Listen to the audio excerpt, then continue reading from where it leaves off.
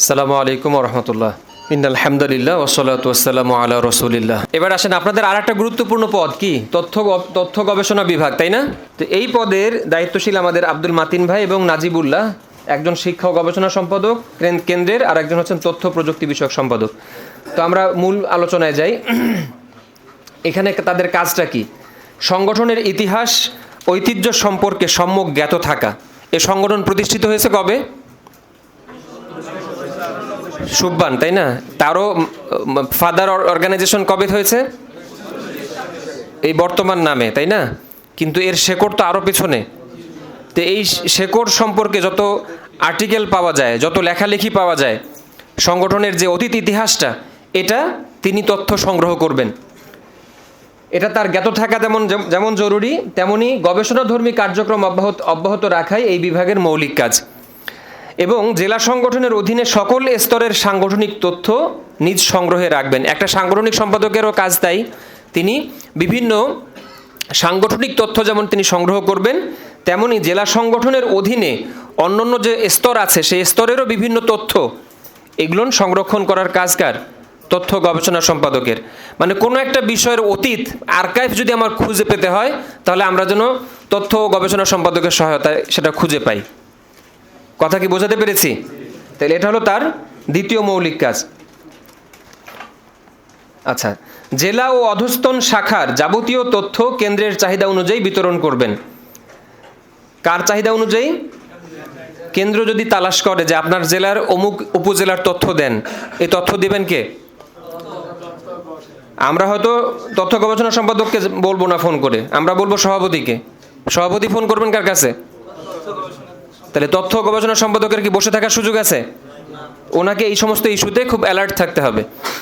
আচ্ছা, এরপর হচ্ছে ছাত্র যুব সমাজকে শিক্ষা ও গবেষণা উদ্বুদ্ধকরণ সক্রিয় থাকবেন। তাহলে এই যে ছাত্র এবং যুবকদেরকে নিয়ে বিভিন্ন সভা, সেমিনার, গবেষণাধর্মী কাজ করার ক্ষেত্রে তিনি শিক্ষা উন্নয়ন সম্পর্কিত কিছু সেমিনার আয়োজন করার উদ্যোগ গ্রহণ করবেন। ছাত্রদেরকে এক্ষেত্রে তিনি সম্পৃক্ত করে কাজে এগিয়ে নেবেন। এটা হচ্ছে তথ্য গবেষণা গবেষণামূলক কাজ যেন জেলাতে বাস্তবায়ন হয়। ঠিক আছে? এটা যেন অবহেলিত হয়ে পড়ে না থাকে। এরপর নিত্য নতুন সমস্যা ও সম্ভাবনা বিষয়ে কেন্দ্রীয় গবেষণা সম্পাদকের সাথে মত বিনিময় করবেন। কি বিষয়ে? ধরেন আপডেট কিছু ইস্যু নিয়ে, এখন কিছুদিন আগে গেছে ট্রান্সজেন্ডার, তাই না? তো এই জিনিসগুলো তো একদমই নতুন নতুন কিছু ধারণা আসছে আমাদের মাঝে। তো এই বিষয়গুলো নিয়ে কি করা যায়, এবং এখনও দেখবেন যে বার্নিং কিছু না কিছু ইস্যু আছে। তো এই ইস্যুগুলো নিয়ে সাথে সাথে কোনো এক জেলার গবেষণা সম্পাদক তিনি চিন্তা করবেন যে এই বিষয়ে আমি কেন্দ্রের কাছ থেকে এক তথ্য নিই, তারা কোনো কাজ করছেন কিনা। কেন্দ্রীয় শিক্ষা ও গবেষণা সম্পাদকের সাথে কথা বলবেন, বলে তাকে এই বিষয়ে দৃষ্টি আকর্ষণ করবেন। যদি কাজ হয়ে থাকে সেটা সংগ্রহ করবেন, না হয়ে থাকলে এটা কিভাবে সমন্বিতভাবে করা যায়, সবগুলো জেলার তথ্য গবেষণা সম্পাদককে মিলেও যদি কাজটা করতে হয়, এটা তিনি আবেদন রাখবেন। এই আবেদনের প্রেক্ষিতেই পরে কেন্দ্রীয় শিক্ষা ও গবেষণা সম্পাদক এই বিষয়ে উদ্যোগ গ্রহণ করবেন। কেমন? মানে বিষয়টা আমাদের কেন্দ্র থেকেও চিন্তা হবে, কিন্তু আপনাদের চিন্তাটা যদি আমাদের থেকে এগিয়ে থাকে, তাহলে তো আপনি এগিয়ে থাকার সবটা পেলেন নাকি? এই বিষয়ে ঝিমিয়ে থাকার সুযোগ নাই, আপনারা আপনাদের জায়গা থেকেও আওয়াজ দিবেন। সম্ভব হলে স্থানীয় পর্যায়ে বিভিন্ন সেমিনার ও বিষয়ভিত্তিক মুক্ত আলোচনার আয়োজন রাখা। এটা বলে ফেলেছি অলরেডি। তাহলে মোটামুটি তথ্য গবেষণা সম্পাদক এই কাজটুকু করলেই তার আপাতত তার দায়িত্বের ভার তিনি পালন করেছেন বলে গণ্য হবে।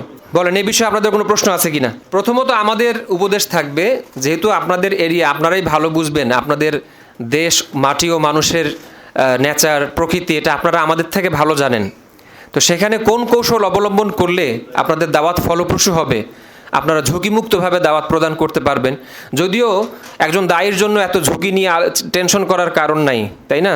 আল্লাহ তাআলা তো দায়ীদেরকে কৌশলপূর্ণভাবেই দাওয়াত দিতে বলেছেন। এটা একদিকে যেমন, তেমনি নির্ভীকভাবে তাকে দাওয়াত দেওয়ার কথা তিনি ইশারা দিয়েছেন। এবং আল্লাহ রসুলকেও তো বলা হয়েছে আল্লাহু ইয়াসিমুকা মিনান নাস, তাই না?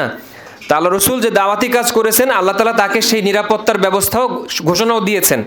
কাজে আমি বিশ্বাস করি যে রসুলের সেই দায়িত্ব পালন করতে গিয়ে কোনো দায়ী যদি এই দাওয়াতে ময়দানে সেভাবে কাজ করেন নির্ভীকভাবে, আল্লাহ তাকে নিরাপদ রাখবেন, এটা আমি বিশ্বাস করি অন্তত, ইনশাআল্লাহ। তো সেই জায়গা থেকে আপনার সেই নির্ভয়টা থাকতেই হবে। পাশাপাশি বিল হিকমা ওয়াল মাওয়াইজাতিল হাসানা, আপনাকে এই দুটো কৌশল অবলম্বন করতে হবে। এটার উপর আপনাকে আরও বেশি স্টাডি করতে হবে যে কী কৌশলে, কোন প্রক্রিয়ায় সেখানে গিয়ে আমরা কাজটা করতে পারি, এবং এই কাজ আঞ্জাম দেওয়ার আগে অবশ্যই আপনাকে পরামর্শ সভা আয়োজন করে সকলের পরামর্শ নিয়ে কাজ এগিয়ে নিতে হবে।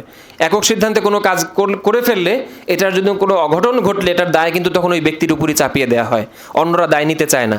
কিন্তু সামষ্টিক সিদ্ধান্তের মাধ্যমে যদি আপনি কাজটি এগিয়ে নেন, তখন আপনি বিপদে পড়লেও আপনার পাশের ভাই আপনার পাশে দাঁড়াবে, ঠিক না? আর কেন্দ্রের যে বিষয়টি বলেছেন, কেন্দ্র তো আলহামদুলিল্লাহ এর আগেও বিভিন্ন অকারেন্স ঘটেছে বিভিন্ন জায়গায়, সেখানে সাধ্যমতো আমাদের বাংলাদেশ জমিয়তে আহলে হাদিস বা সুববান চেষ্টা করেছি পাশে থাকতে। হ্যাঁ, আইন বিষয়ক সম্পাদক আমাদের আছেন, তিনিও প্রয়োজনে আইনি বিষয়ে যদি কোনো সহযোগিতার প্রয়োজন হয় সে বিষয়ে খেয়াল রাখবেন ইনশাআল্লাহ। বারাকাল্লাহ ফিকুম। আসসালামু আলাইকুম রহমতুল্লাহ।